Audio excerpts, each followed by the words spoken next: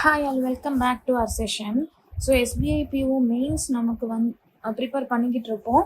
So அதில் பார்த்தோம்னா ஒரு ஹியூஜ் டிஃப்ரென்ஸை க்ரியேட் பண்ணுற மாதிரி நமக்கு டிஸ்கிரிப்டிவ் ரைட்டிங் அப்படிங்கிற ஒரு கான்செப்ட் இருக்குது, சரிங்களா? ஸோ டிஸ்கிரிப்டிவ் ரைட்டிங் நமக்கு முன்னாடிலாம் எப்படி இருந்துச்சு அப்படின்னா, யூஸ்வலாகவே எல்லா ஸ்டூடெண்ட்ஸ்க்குமே தெரிஞ்சிருக்கும்.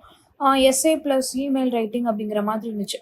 பட் அதுக்கப்புறமா என்ன பண்ணாங்க அப்படின்னா, லேட்டஸ்ட் 2025ல் சிலபஸில் என்ன பண்ணாங்க, எல்லாத்தையுமே சேஞ்ச் பண்ணாங்க. ஸோ இன்னைக்கு நம்ம என்ன பார்க்க போகிறோம் அப்படின்னா, one of the important sections of SBI PO mains என்ன, தட்ஸ் டிஸ்கிரிப்டிவ் ரைட்டிங். அதை பற்றி தான் டிஸ்கஸ் பண்ண போகிறோம். ஸோ நிறைய ஸ்டூடெண்ட்ஸ் என்ன பண்ணுவாங்க, reasoning, data analysis, banking awareness, English இது எல்லாத்தையுமே பயங்கரமாக ப்ரிப்பேர் பண்ணியிருந்திருப்பாங்க. பட் அவங்க பாதிக்கு பாதி என்ன பண்ண மாட்டாங்க, அந்த ஈக்குவல் இம்பார்ட்டன்ஸை டிஸ்கிரிப்டிவ் ரைட்டிங்க்கு கொடுக்க மாட்டாங்க. ஸோ யூஸ்வலாக இது 50 மார்க்ஸு, அதை என்ன பண்ணுறாங்க அப்படின்னா 30 மார்க்ஸுக்கு ரெடியூஸ் பண்ணிடுவாங்க, கரெக்டாக? அப்படிங்கிறப்ப அந்த 30 மார்க் அப்படிங்கிற ஒரு விஷயம், அந்த 30 மார்க் நமக்கு ஒரு ஹியூஜ் டிஃப்ரென்ஸை கிரியேட் பண்ணும். ஸோ ஃபைனல் செலெக்ஷனில் பயங்கரமான டிஃப்ரென்ஸ் இந்த 30 மார்க் கிரியேட் பண்ணுறதுக்கு சான்ஸ் இருக்குது. So in this video we will see descriptive writing டெஸ்ட்னா என்ன, எவ்வளோ மார்க்ஸு, டைம் லிமிட் என்ன, what are all the types of the questions that they asked, and நம்ம ஏன் அதை படிக்கணும், எப்படி இந்த 30 நிமிஷத்தை நம்ம மேனேஜ் பண்ணுறது, and finally how students can score maximum marks in this particular section அப்படின்னு சொல்லி அனலைஸ் பண்ணி பார்க்கலாம், சரிங்களா? ஸோ ஃபர்ஸ்ட் பேசிக் பேட்டர்னை நம்ம தெரிஞ்சுக்கணும். இப்போ as per the latest SPO pattern நம்ம எல்லாருக்குமே தெரியும். டிஸ்கிரிப்டிவ் டெஸ்ட்டில் நமக்கு 30 மார்க்ஸ் என்ன பண்ணுறாங்க அப்படின்னா கொடுக்குறாங்க. ஸோ 30 மினிட்ஸ் நம்ம அந்த டிஸ்கிரிப்டிவ் டெஸ்ட்டை கம்ப்ளீட் பண்ணுறதுக்கும் கொடுக்குறாங்க. அண்ட் இம்பார்ட்டன்ட்லி இது என்னன்னா ஒரு ஆன்லைன் டைப்பிங் டெஸ்ட்டு, சரிங்களா? இது எனக்கு ஒரு online typing test, which means that நம்ம என்ன பண்ணணும், நம்மளோட ஆன்சர்ஸை கம்ப்யூட்டரில் நம்ம டைப் பண்ணணும்.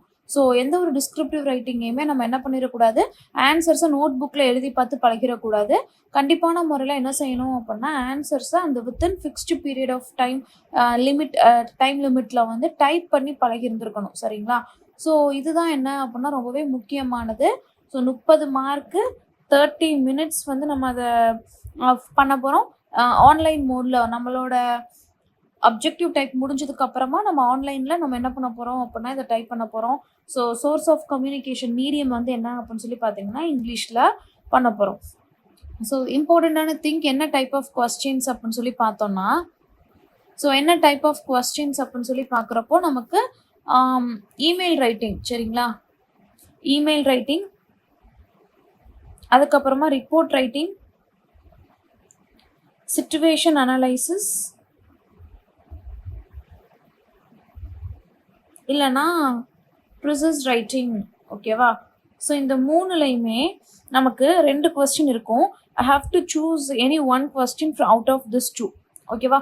2 கொஸ்டினில் நான் ஒரு கொஸ்டினை சூஸ் பண்ணணும். டோட்டல் மார்க்ஸ் எனக்கு 30 மார்க்ஸ். டைம் பார்த்தீங்க அப்படின்னா 30 மினிட்ஸில் இதை நான் கம்ப்ளீட் பண்ணியிருந்துருக்கணும், ஓகேவா? ஸோ ஆன் ஸ்க்ரீன் நான் என்ன பண்ணணும் அப்படின்னா இதை டைப் பண்ணுற மாதிரி இருக்கும். So email writing, report writing and precis writing R situation analysis அப்படிங்கிறப்போ என்ன சொல்கிறாங்க, இப்போ ஃபார் எக்ஸாம்பிள் இந்த ப்ரிசஸ் ரைட்டிங் அப்படிங்கிறது நமக்கு புதுசாக மேபி தெரியலாம். ஸோ ப்ரிசஸ் ரைட்டிங்னா எனக்கு ஒரு பேசேஜை கொடுத்துட போகிறாங்க. அந்த பேசேஜில் நான் என்ன பண்ணணும் அப்படின்னா 1/3 லென்த் ஆஃப் த பேசேஜை நான் என்ன செய்யணும்னா சம்மரைஸ் பண்ணி எழுதி வைக்கணும், சரிங்களா? அதே மாதிரி இமெயில் ரைட்டிங் அப்படின்னு சொல்லி பார்க்குறப்போ எனக்கு 150 to 200 வேர்ட் லிமிட்டை நான் என்ன செஞ்சுக்கணும்னா இமெயில் ரைட்டிங்கில் வச்சுக்கணும். ரிப்போர்ட் ரைட்டிங் அப்படின்னு சொல்லி பார்க்குறப்ப எனக்கு 100 to 150 வேர்ட்ஸை நான் என்ன செய்யணும் அப்படின்னா கொண்டு வர மாதிரி இருக்கணும். அண்ட் சிச்சுவேஷன் அனலைசிஸ் பார்த்தோன்னா எனக்கு சேம் 100 to 150 வேர்ட்ஸ் எனக்கு லிமிட், ஓகேவா? வேர்ட் லிமிட் இது எல்லாமே என்ன அப்படின்னா எனக்கு இந்த வேர்ட் லிமிட் இதை தாண்டி நான் என்ன செஞ்சிடக்கூடாது அப்படின்னா கொண்டு போயிடக்கூடாது, ரொம்ப முக்கியமானது. ஸோ இமெயில் ரைட்டிங் எனக்கு 150 to 200 வேர்ட்ஸ் இருக்கணும். Report writing 100 to 150 words. Situation analysis பார்த்தோன்னா 100 to 150 வேர்ட்ஸு. ஸோ ப்ரிசைஸ் அப்படிங்கிறது எனக்கு பேசேஜிலேருந்து 1/3 நான் என்ன பண்ணணும் அப்படின்னா சம்மரைஸ் பண்ணி கொடுக்குற மாதிரி இருக்கணும். ஸோ அடுத்து பார்த்தோன்னா email writing. So let's start with email writing. So email writing அப்படிங்கிறப்போ நமக்கு இது ரொம்பவே முக்கியமானது. பிகாஸ் நமக்கு ஒரு சிச்சுவேஷன் கொடுத்துட்டு அந்த சிச்சுவேஷன் பேஸ் பண்ணி ஒரு ஃபார்மல் லெட்டர், ஒரு ஃபார்மல் இமெயிலை நம்ம என்ன பண்ண சொல்லுவாங்க அப்படின்னா டைப் பண்ண சொல்லுவாங்க. ஃபார் எக்ஸாம்பிள், நீங்கள் வந்து ஒரு பேங்க் மேனேஜராக இருக்கீங்க. So you have to right an email to your customers informing them. என்ன அப்படின்னா அந்த டிஜிட்டல் பேங்கிங் வந்து ரொம்ப அதிகமாக யூஸ் பண்ணுறதுனால ஃப்ராட்ஸ் நிறையா நடக்குது. ஸோ அதை ப்ரொடெக்ட் பண்ணுறது எந்த அளவுக்கு இம்பார்ட்டன்ட் அப்படின்னு சொல்லி என்ன செய்ய சொல்லுவாங்க, ஒரு இமெயில் எழுத சொல்கிறாங்க. இட்ஸ் ஜஸ்ட் அன் எக்ஸாம்பிள், சரிங்களா? ஸோ நீங்கள் ஒரு பேங்க் மேனேஜராக இருக்கீங்க, உங்கள் கஸ்டமருக்கு நீங்கள் என்ன பண்ணுறீங்க அப்படின்னா ஒரு மெயில் சென்ட் பண்ணுறீங்க regarding the importance of protecting themselves from digital banking fraud. ஓகேவா? அப்போ இந்த இடத்துல நீங்கள் என்ன புரிஞ்சுக்கணும் அப்படின்னா it's the formal communication. So it's a formal communication. So formal communication அப்படிங்கிறப்ப நம்ம லாங்குவேஜ் எப்படி இருக்கக்கூடாது, கேஷுவலாக இருக்கக்கூடாது, எமோஷ்னலாக இருக்கக்கூடாது, கான்வர்சேஷனலாக இருக்கக்கூடாது. Instead I have to use what kind of language, professional language. சரிங்களா? என்னோட லாங்குவேஜ் ரொம்பவே ப்ரொஃபஷனலாக இருக்கணும். அட் த சேம் டைம் என்னோட ஸ்டேட்மெண்ட்ஸ் ரொம்பவே கிளியராக இருக்கணும். பேராகிராஃப் ரொம்ப ஷார்ட்டாக இருக்கணும், உட்காந்து கதை எழுதிட்டு இருக்கக்கூடாது. ஸோ ஷார்ட்டாக இருக்கணும். அண்ட் என்னோட ஸ்ட்ரக்சர் வந்து ஒரு ப்ராப்பர் இமெயில் ஸ்ட்ரக்சரை நான் என்ன செஞ்சுருக்கணும் அப்படின்னா ஃபாலோ பண்ணியிருந்துருக்கணும். ஸோ அந்த ஸ்ட்ரக்சர் அப்படின்னு சொல்லி பார்க்குறப்போ இங்கே பாருங்கள், யூ கேன் ரைட் 2 சப்ஜெக்ட். ஓகேவா? அதை ஃபாலோ பண்ணி நீங்கள் என்ன பண்ணலாம், respected sir or dear sir or madam அந்த மாதிரி போட்டுக்கலாம்.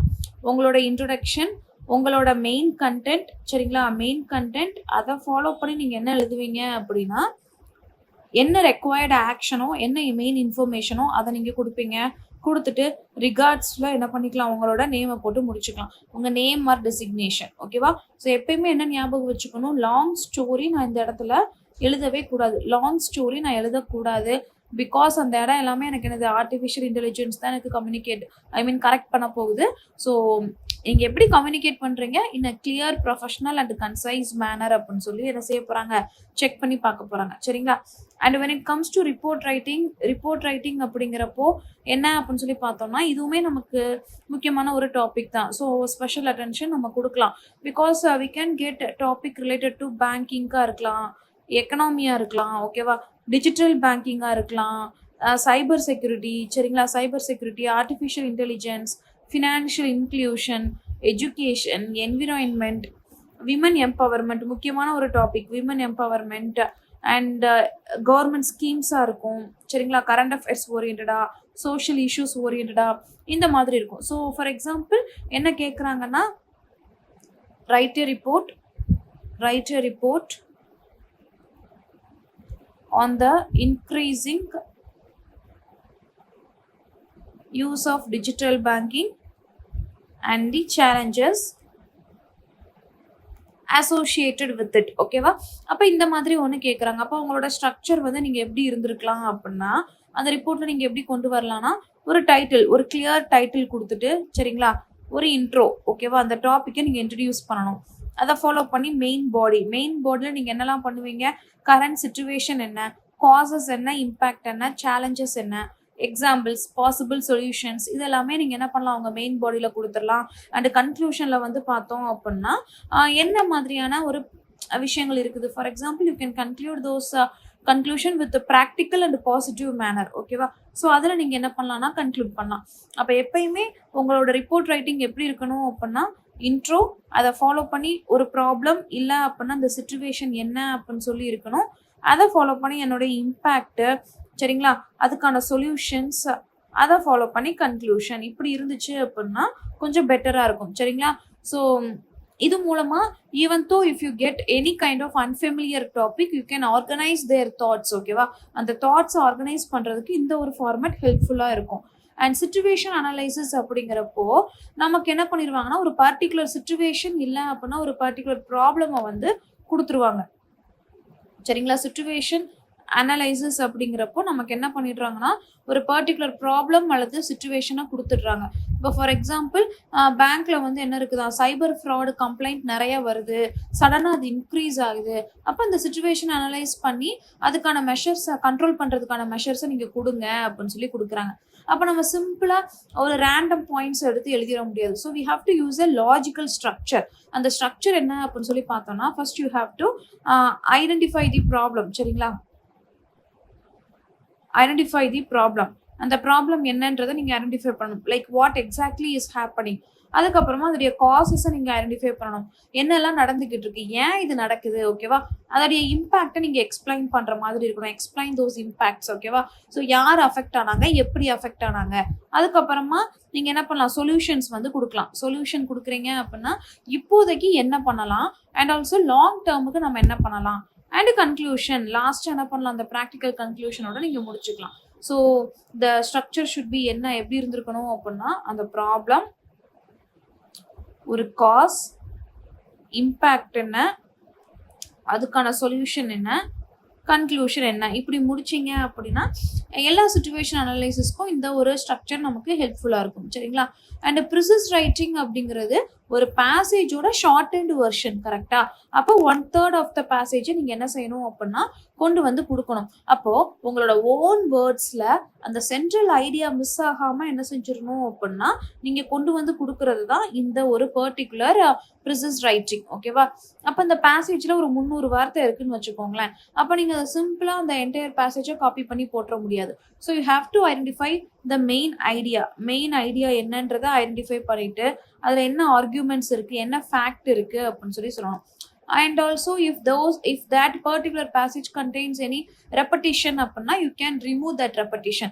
எக்ஸாம்பிள்ஸ், தேவையில்லாத எக்ஸாம்பிள்ஸை ரிமூவ் பண்ணிடலாம். unnecessary explanations-ஐ நீங்கள் ரிமூவ் பண்ணிடலாம். டெக்கரேட்டிவ் லாங்குவேஜஸை நீங்கள் ரிமூவ் பண்ணிடலாம். So precis writing is nothing but ஷார்ட்டாக இருக்கணும், சரிங்களா, கிளியராக இருக்கணும், அட் த சேம் டைம் அது எனக்கு சேம் மீனிங்கை கொடுக்குற மாதிரி இருக்கணும். ஆத்தரோட மெயின் ஐடியாவை நம்ம சேஞ்ச் பண்ணிடக்கூடாது. ஓகேவா? அப்போ இந்த 30 நிமிஷத்தை நம்ம எப்படி மேனேஜ் பண்ணுறது அப்படின்னு சொல்லி பார்த்தீங்கன்னா, இமெயில் ரைட்டிங்க்கு வந்து நீங்கள் என்ன செய்யலாம், இமெயில் ரைட்டிங்க்கு வந்து ஒரு 7 minutes வரைக்கும் நீங்கள் வச்சுருந்துருக்கலாம். ஓகேவா? அண்ட் ரிப்போர்ட் ரைட்டிங்க்கு வந்து பார்த்தீங்கன்னா ஒரு 11 to 12 minutes வந்து நீங்கள் கொண்டு போய்க்கலாம்.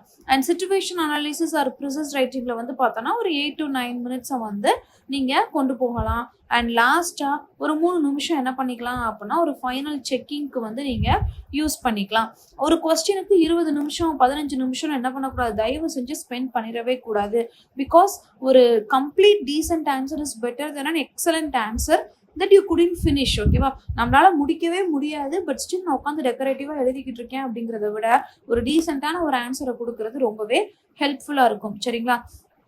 ஸோ எப்படி நம்மளோட டிஸ்கிரிப்டிவ் ரைட்டிங்கை வந்து எவாலுவேட் பண்ண போகிறாங்க அப்படின்னு சொல்லி பார்த்தோம்னா, கண்டென்ட், சரிங்களா, அண்ட் ஆல்சோ ஆர்கனைசேஷன். உங்களோட ஐடியாஸை நீங்கள் லாஜிக்கலாக ஆர்கனைஸ் பண்ணியிருக்கீங்களா, உங்கள் கிராமரு, உங்களோட வெக்காபு, சரிங்களா, உங்களோட கொஹிரன்ஸ், அந்த பேராகிராஃபை எப்படி நீங்கள் சென்டென்ஸ் பேராகிராஃபை நேச்சுரலாக கனெக்ட் பண்ணுறீங்க, அண்ட் ரெலவென்ஸ், அதாவது டாப்பிக்கை விட்டு வெளியே போயிட்டீங்களா இல்லையான்றது, and also format.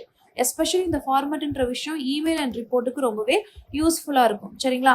And also the common mistakes that you can avoid அப்படின்னு சொல்லி பார்த்தோம்னா, முக்கியமான விஷயம் நிறைய எழுதுறது, ரைட்டிங் டூ மச். நிறையா என்ன பண்ண தேவையில்லை அப்படின்னா எழுத தேவையில்லை, நம்ம ப்ரிசைஸாக எழுதினாலே போதுமானது. சரிங்களா? அண்ட் ஆல்சோ மெமரைஸ்டு எஸ்ஸைஸ் எல்லாம் நம்ம அங்கே வந்து யூஸ் பண்ண வேண்டாம். பிகாஸ் டாபிக் ஆப்வியஸ்லி நமக்கு வேரி ஆகும். அப்படிங்கிறப்ப நம்ம எதையும் மனப்பாடம் பண்ண தேவையில்லை, பிளைண்டாக மெமரைஸ் பண்ண வேண்டாம்.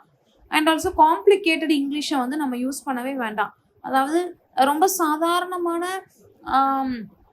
இங்கிலீஷே நம்ம யூஸ் பண்ணால் போதும், ஷார்ட் சென்டென்சஸ் யூஸ் பண்ணால் போதும். சரிங்களா? கரண்ட் அஃபேர்ஸை இக்னோர் பண்ணக்கூடாது. பிகாஸ் கரண்ட் அஃபேர்ஸ் நமக்கு எக்ஸாம்பிள்ஸ் அண்ட் டிஸ்கிரிப்டிவ் டாபிக்ஸுக்கு பாயிண்ட்ஸ் வந்து கொடுக்கும். அண்ட் ஆல்சோ டைப்பிங்கை ப்ராக்டிஸ் பண்ணாமல் போயிட்டோம் அப்படின்னா மிகப்பெரிய பிரச்சனை. Because this is computer based test. உங்கள் ஐடியாஸ் மேபி எக்ஸலண்ட்டாக இருக்கும், பட் நீங்கள் ஸ்லோவாக டைப் பண்ணீங்க அப்படின்னா ஃபினிஷ் பண்ண முடியாமல் போயிடும். So practice is mandatory. ஓகேவா?